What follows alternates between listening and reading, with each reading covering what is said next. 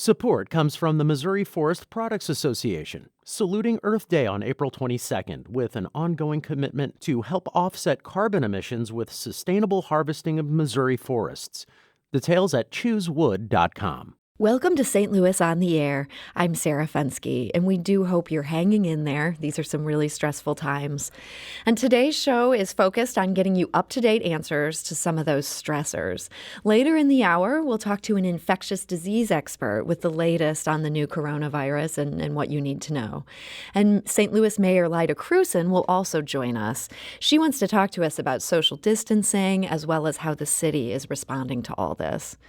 First, though, we're checking in on Illinois. Missouri's state government still seems to be grappling with how to respond to the spread of the coronavirus. But Illinois took some big steps beginning Friday and throughout the weekend. And that's even as the state approaches its primary election tomorrow. So joining me in studio to talk about what's going on the other side of the river is St. Louis Public Radio's Metro East reporter Eric Schmid. Eric, welcome to the show. Thank you for having me. I wish it were for better circumstances. Yes, and I hope we'll get to that point again in months. But for now, let's talk about some pretty serious subjects. I know Governor J.B. Pritzker made some sweeping changes over the last few days. What did he mandate? Yeah, so on Friday he came out and he said that all public and private schools will be closed starting tomorrow for the next couple weeks through the 30th of March. That was on Friday. Then arguably the bigger bit of news came out yesterday, and he said that all bars and restaurants have to close down after tonight. They can't have people inside their establishments. And that's leading a lot of restaurant owners, bar owners to scramble to try and either come up with some sort of contingency plan or just close for the next 2 weeks. So these bars can't have people dining in. They can still do carry out? Yeah, they can still do carry out. And one of the restaurants that an owner that I spoke to this morning said that that's where they're pivoting to. It's Zapata's out in Collinsville. He said Leo Zapata told me that they're going to have curbside pickups. So hopefully their loyal customers will call in a to-go order and they can go and get it and have it be picked up in their car, not ever having to go into the restaurant. So for a place that doesn't have a drive-through window, this works that people can't even come in and order at the counter the way you might at a fast casual establishment. They're going to have to take it out to people. It's just going to be closed. And for places that are more event-oriented, bars, maybe a space like the Weingarten in Belleville, they're just closing. I called them up too, and they said that we don't have the capacity to do curbside deliveries, and that's just not safe for the way that their business runs. So how do business owners feel about these new restrictions that the governor announced? Well, they're scared. Obviously for the coronavirus reasons. They're also worried about, not being able to make either any money or as much money for 2 weeks. I mean, it's not that easy to be able to run a business without, especially a restaurant, without having customers who come in and eat your food and have that turnover every single day. So they're concerned. One of them who I was speaking to was a little bit upset that it was restaurants and bars that were targeted specifically when you still have like bowling alleys and movie theaters that are open where a lot of people can still come and congregate. I understand in Missouri that some theaters are limiting the amount of people who can be in there, but that's still a lot of people who are in a small enclosed room at one time. And so in Illinois at this point, it really is just bars and restaurants. You can still go bowling? As far as I know, yeah. Okay. Those might be closed today, though. Yeah. Who knows? I mean, there may be more coming, but that business owners are feeling like maybe this is a little bit unfair just to single out them. Yeah. I think that it to me, it seems like a first step just to really lock down the social places where a lot of people can easily gather at once. But it does seem a bit unfair if it only hits restaurants and bars and this one very small sliver of the overall, places where people go and gather. Now, we all saw photos over social media this weekend where people were continuing to go out in throngs, even though health officials had said people should practice social distancing. They should be 6 feet apart. Is this in reaction to the fact that people in Illinois weren't necessarily listening to that, or is it more more. I mean, I can't speak for what the governor was thinking, but that does seem to be, a major reason why. I mean, of course, tweets coming out of Nashville, tweets coming out of all over, we're like, we're still going to be open. I think that from the communication that I've seen from Pritzker's office, he is taking this seriously, and he wants all Illinoisans to take this seriously too. And if people aren't going to take it seriously, he's going to step in and say to take it seriously. Now, you mentioned this 2-week period. Is that at this point, this is just for 2 weeks as far as the bars and restaurants are concerned? Or what is he saying about that? As far as we know, it's only 2 weeks, but this could easily be extended another couple weeks after that. And that's where one of the restaurant owners who I spoke to today was concerned, because if this extends from 2 to 4 to 6 to 8 weeks, you're not looking at you're trying to hold over for 2 months instead of from 2 weeks. I mean, that's a huge difference right there. It makes it a lot harder to think about planning in terms of finance wise, especially when restaurants don't tend to operate on really fat margins. Yeah, that's a great point. Now, what about the schools? Is that also being posed as a 2-week plan at this point? As far as I know, yes. I mean, I was just checking it before I came in here today. The situation is fluid. Yeah. But as best you know, they're saying for at least 2 weeks. Mm-hmm, until March 30th is what they have said in writing and in most communication. Now, there's a lot of talk about the fact that some families can't afford food other than things like school lunches. Is anything being done to try to take care of that population? At this point, I can't say whether or not, what is going on there. I imagine that there are local organizations and also the departments under the state government that are going to be working on ensuring that families who are vulnerable will be able to have access to that. But at this point, I just don't know. So help put this in context for us. How big a problem is coronavirus right now in Illinois? Obviously, we know there might be many undetected cases out there, but how many cases where they're confirmed to have it? Do we even have at this point?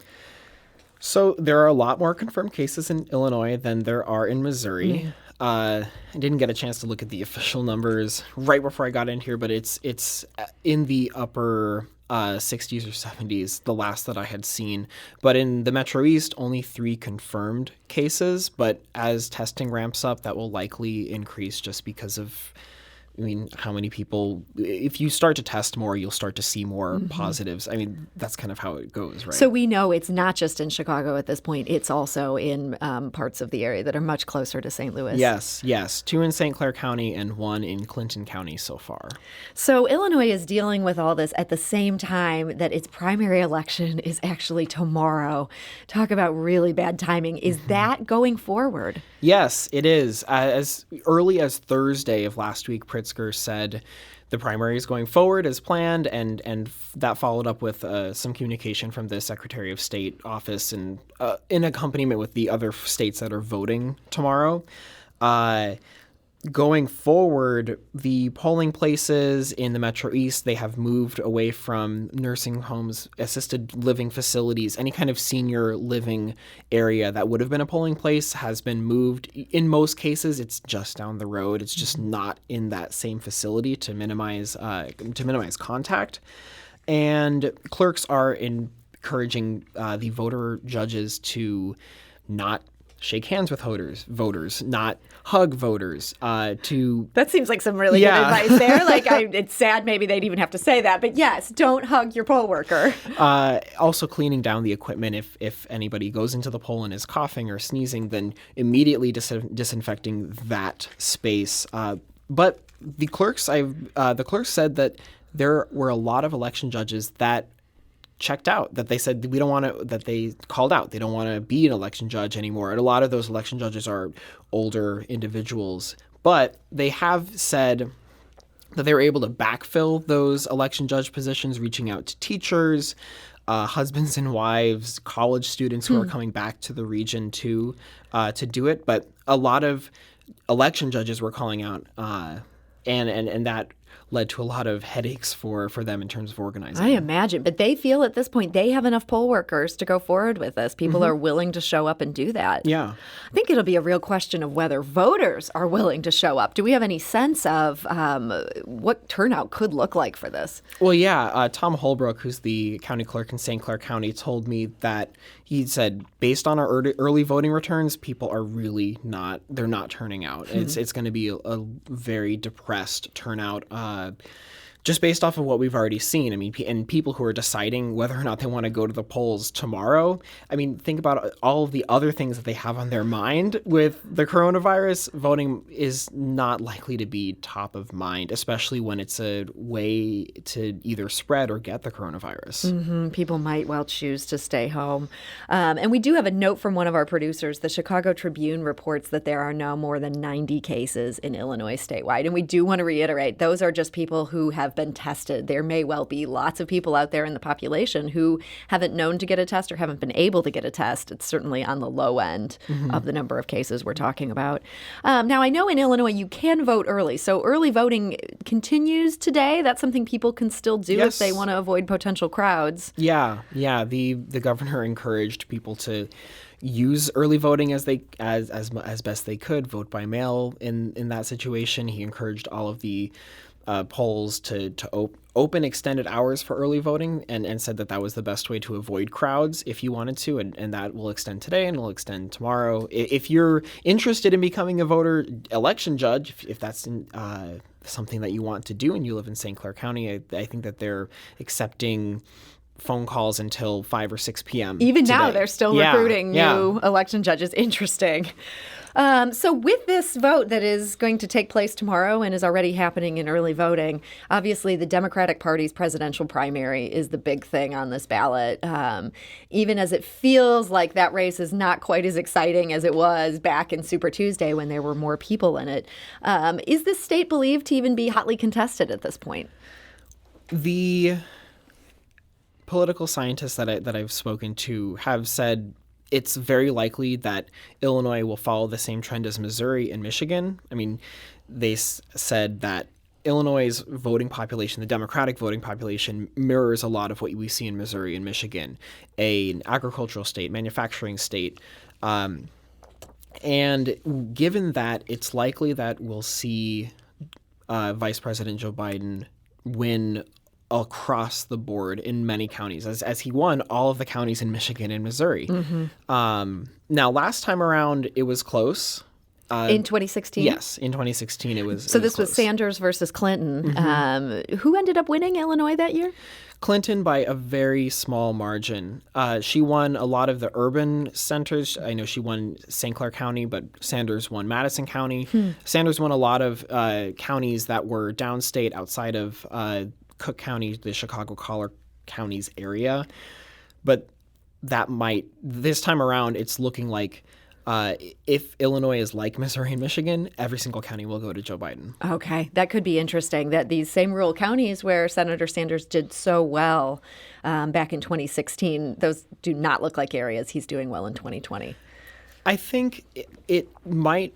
I mean, one of the narratives that came out of Michigan from last week was not so much that Sanders was really appealing in 2016, but more that people were voting against Clinton. I read many articles about that. And that might also be a trend that happens in Illinois, too, that people are not necessarily drawn to him, but they were drawn to him to vote against Clinton last time. And this time around, everything is different. But it sounds like turnout, that could be the one variable here that could throw everything into a question. So we'll have to see what happens tomorrow. Yeah. And it'll be really interesting to see what early voting returns are looking like, just because people were able to vote as early as February. So there might be some votes for some candidates who've dropped out of the race. Yeah. Well, St. Louis Public Radio reporter Eric Schmid, thank you so much for joining us today. You're welcome. It's my pleasure. This is St. Louis on the Air on St. Louis Public Radio. That's 90.7 KWMU.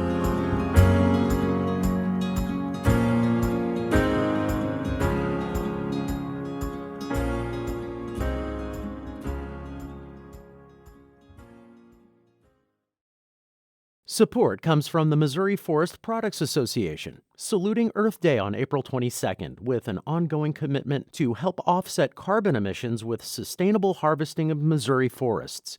Details at choosewood.com.